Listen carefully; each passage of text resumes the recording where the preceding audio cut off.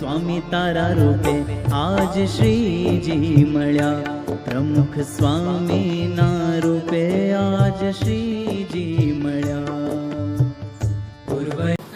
ગોતો પરવાડ એટલે ગાયો ભેંસો ચારે અને બહુ પહેલેથી સંસ્કારી જીવ હતો.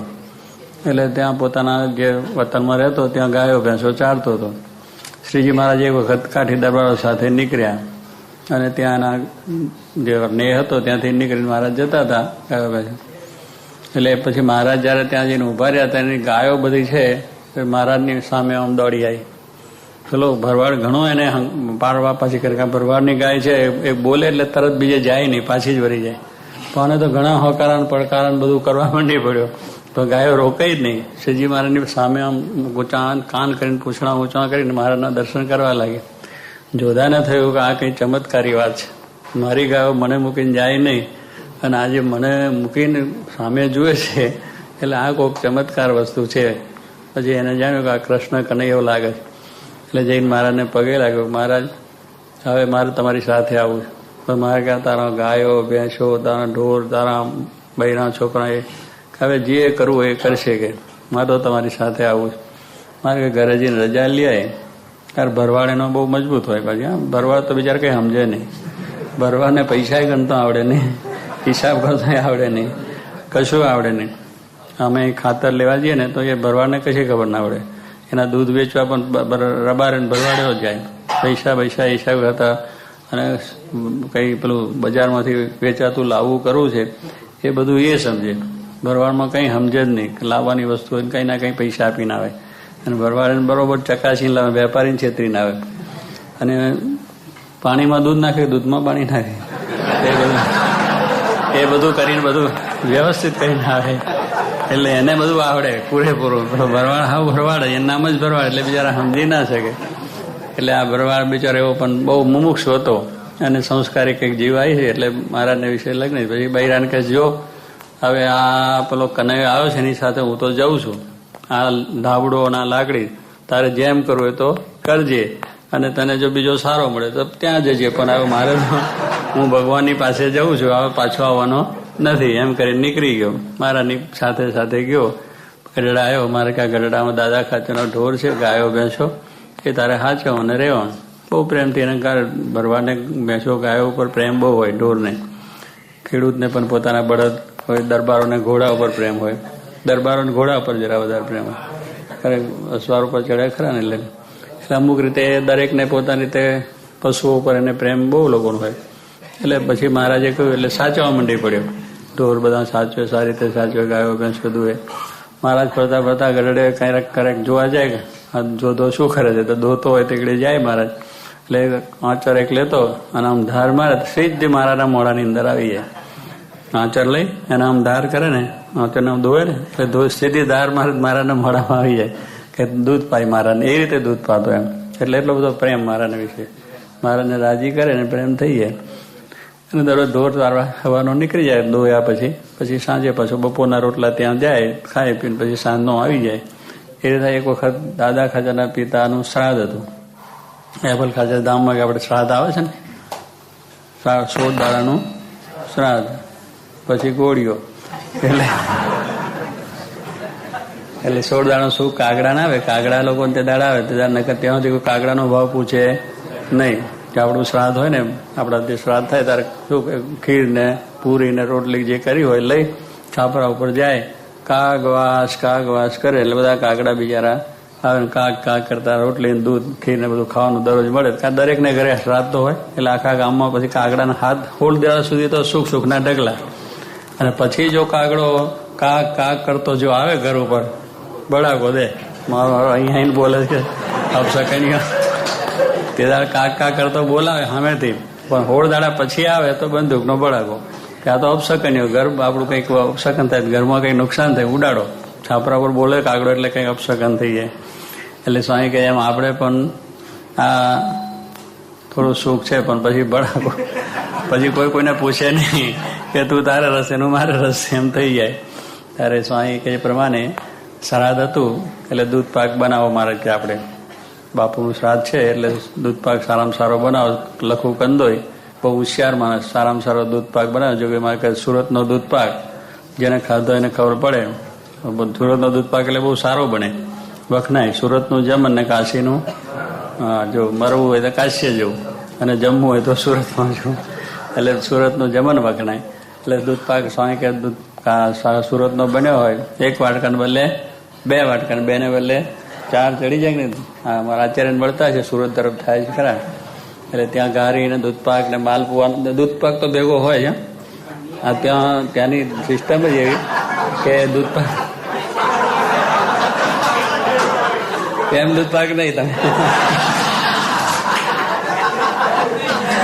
ત્યાં ગયો દૂધ પાક ઉભો થા, પેલો બેઠો છે નથી બેઠો, આ ઉભો થા, જો દૂધ પાક આ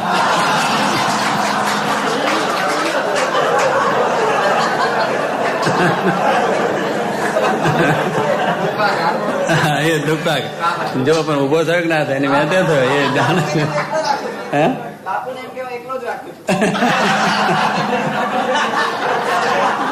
એટલે બાપુ દૂધ પાક છે એમ કે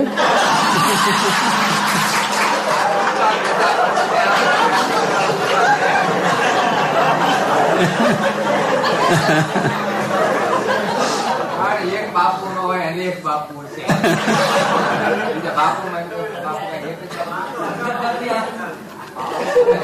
હા બરોબર, એવું તો હોય બધું ઘણું. ઘણા દૂધ પાક છે એમાં વાંધો નથી. એટલે મારે કે બાપુ કે દૂધ પાક આપણે કરાવીએ. લખુ કંદોઈને બોલાયા, બહુ સારો દૂધ પાક બનાવે. પછી મહારાજે જોધાને કહ્યું કે આજે સવારે ગાયો દોય, ભેંસો બધી દોય અને દૂધ આપણે દરબારમાં આપી દઈએ, દૂધ પાક બનાવવાનો છે. અને તારે પણ બપોરે અહીં રોટલા જમવાના છે, તારે રોટલા આજે ત્યાં આવશે નહીં, માટે તું અહીં ઢોરા ત્યાં છાંયડે બેસાડી અને પછી આવજે. એટલે સારું દૂધ. પછી લખુ કંદોઈ સવારે 4 વાગે આવી ગયો, તાવડા બધા ચડાવી દીધા, બધું દૂધ જે આવે છે અને પછી નાખીને લાવવા માંડ્યો. પેલું દૂધ લઈને પછી છેલ્લે દૂધનું દેગડો ભરી, પેલું દૂધ હતું મોકલાવીને પછી એક દેગડો તો લઈને પોતે જાતે આવ્યો. અને પેલા નીચે તાપ લાકડા 52 હરગાયા ધમધમાટ ચાલે, દૂધ બધું હલાવે દૂધ પાકનો. પછી ઓલા કંદોઈને ગારો દેવા માંડ્યો, હે રામખોર, આ દૂધ આવું ખરેખરું દૂધ બારી દેશે અને આ દૂધ બીજું લાવીશ ક્યાંથી? કે એને જરાક આ દૂધ બારવા બેઠો એટલે દૂધ બારી નાખે. એને બીજા દૂધ પાક દોડો જોયેલો નહીં, કોઈ દોડો સાંભળેલો નહીં, ખાધેલો પણ નહીં. એટલે એને વિચાર જ નહીં કે આ દૂધ પાક જેવું બને છે કશી વસ્તુ. એટલે બારવાડને તેની જોડે ધમાલ કરવા માંડી પડ્યો કે આ બધું દૂધ તું બારી દેશે, પછી દૂધ લાવશે ક્યાંથી? મહારાજને બધું જમાડવાના છે આમ તેમ. પછી મહારાજ કોગડીમાંથી નીકળ્યા કે બધા શું છે કે આ કંદો એ બધું દૂધ બારી દેશે, પછી દૂધ લાવશે ક્યાંથી? ક્યાં દૂધ બીજું મળવાનું? કે કઈ નહીં એ કરે છે, બરોબર છે, તું ગાયો ભેંસો ચારવા ગયો. બપોર થયા એટલે આવ્યો અહીં દૂધ પાક. પછી આપણે બધી દૂધ પાકની રસોઈ થઈ ગઈ. ઠાકોરજી આગળ વાસુદેવને આગળ થાળ ધરાયો. થાળ ધરાઈને પછી થાળ બોલે ને બધા અવિનાશી આવો રે બધું આચાર્ય થાળ બોલ્યા ને, એટલે એવો થાળ બધો બોલ્યા બહુ સારી રીતે. એટલે થાળ બધું મહારાજ આપણે મહારાજ આગળ ધરાય થાળ બોલે, બધા સંતો બધા હરિભક્તો બધા સાથે તે થાળ બધું. એટલે શ્રાદ્ધ હતું એટલે બધા સંતો હરિભક્તો પણ આવ્યા, મહારાજ બધા બેઠેલા હતા. એટલે બધું થાળ બોલ્યા અને થાળ બોલ્યા પછી માનસી પૂજા પછી કરે મહારાજને જમાડવાનું. એટલે પછી બધા અત્યારે માનસી પૂજા બધું આમ બધું હોય.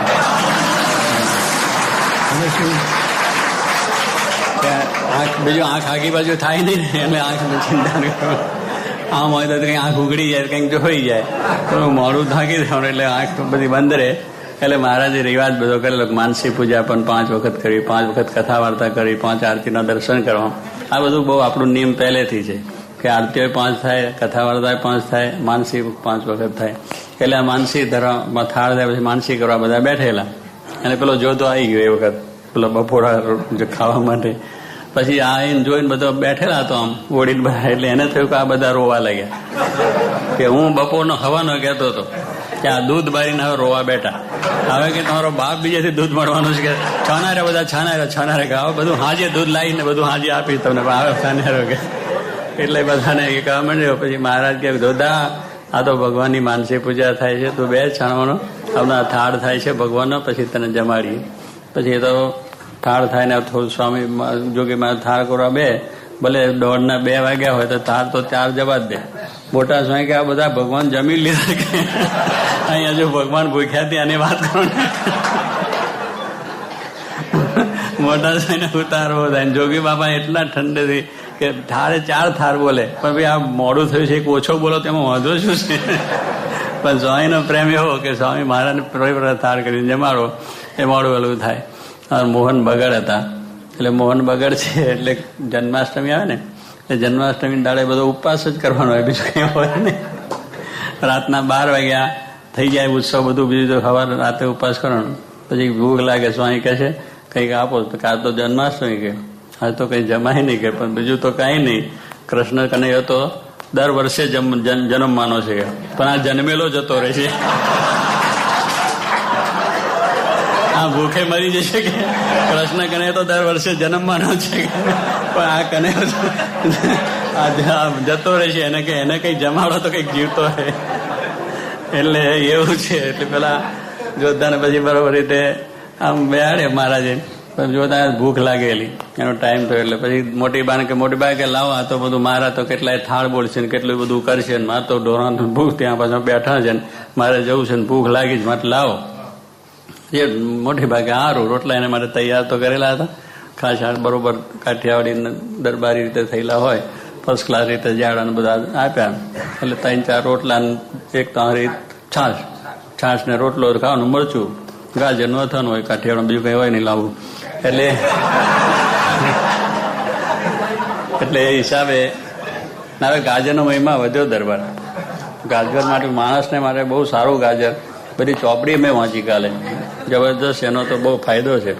વિટામિન એ છે, વિટામિન એ છે. હા, કરી જ દેવાનું, પણ નિયમિત લેવાનું પડે. તમે તો 1 દાડો લે 2 દાડો ના લો એવું નહીં. હા, નિયમિત. એટલે આખરે ગાજર ખાવ તોય વાંધો નથી, રસ પીવો તોય વાંધો નથી, બધું એમાં ફાયદો છે. ના પણ ચેલો કોઈ કાઢી આવે તો સારું, ચાવવું ના પડે બહુ. હે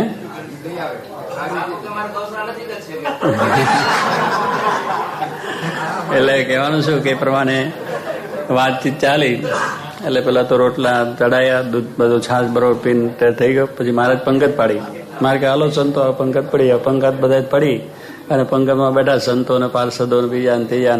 સ્વામી નારાયણ નારાયણ નારાયણ ધૂન ચાલી. કારણ આપણે સ્વામિનારાયણ છે કે ત્યારે પંગતમાં બેસીએ આમ ટપ ટપ આમ એમ તેમ ના થાય, પણ ધૂન બોલવી પડે. એટલે ધૂન બોલે એટલે પેલા ભંડારીને ખબર પડે કે આવા બધા લાઈનમાં આવી ગયા છે બરોબર. પણ આપણે બીજા હોય તો આમ ધબધબાટ કર્યા કરે, આમાં વગાડે, થારી પછાડે કા વાટકો પછાડે. પણ આ તો ધૂન બોલે એટલે બધાને ખબર પડી કે આ મહારાજ પછી બેઠા. પછી મહારાજ પીરસવા નીકળ્યા. પેલો જોતો એની વાત ખૂણામાં બેઠો, પેલો રોટલા ને બધું છાશ બધું પીતો હતો. પછી મહારાજ દૂધપાક પીરસતા ગયા. બધાના 300 કાઠી દરબારો બીજા ત્રીજાને બધા ભરી દીધા, સંતોના પત્તર ભરી દીધા. પછી જોધાને કે મારે હવે ના જોઈએ કે હું તો ખાઈ લીધું મેં તો. અરે કે ના, પણ આ તો ખરેખર તું ચાહતો ખરો? તો કે ના શું, પણ કે ના દૂધપાક મારે નહીં જોતો, મેં તો બધું જમી લીધું. તો મારે કે થોડુંક લેતો ખરો. પછી મહારાજે તારું દોડાઈને આપ્યો કે પીધું કે ઓ મારું આ તો ખરેખર મધુ, આ તો મીઠો હાકર જેવું છે કે આ તો પીધા જેવું છે. લાવો મહારાજ કે. એટલે આખું બોઘરું પી ગયો. રોટલા છાશ પી ગયો તો મધ પાણી કરે ને એવું બધું થયું. એટલે બધું આખું બોઘરું મહારાજ આટલું મોટું ભરીને આવ્યું ને બધું પી ગયો. કે હવે તો મહારાજ લાવો કે હવે છાશ પીવે બીજા. એટલે કહ્યું ને કે વાલા એ રસના ચાખ અને હાર છાશ તે શું બોલા. હવે છાશ કોઈ ના 5 સ્ટાર કોઈ ના જાય આરામથી. હવે તો આપણે મંદિર મોટું શબ્દ છે. એટલે કહેવાનું આ રસ ખાઈ ગયો, આનંદ આવી ગયો, સુખ આવી ગયું, એટલે પછી બીજા કંઈ માલ મનાય નહીં. તારે એ માટે કહે છે મહારાજ કે આપણે પણ આ ભગવાન ને સંતનો આનંદ જો આવી ગયો તો બીજું સુખ આપણને આવે નહીં.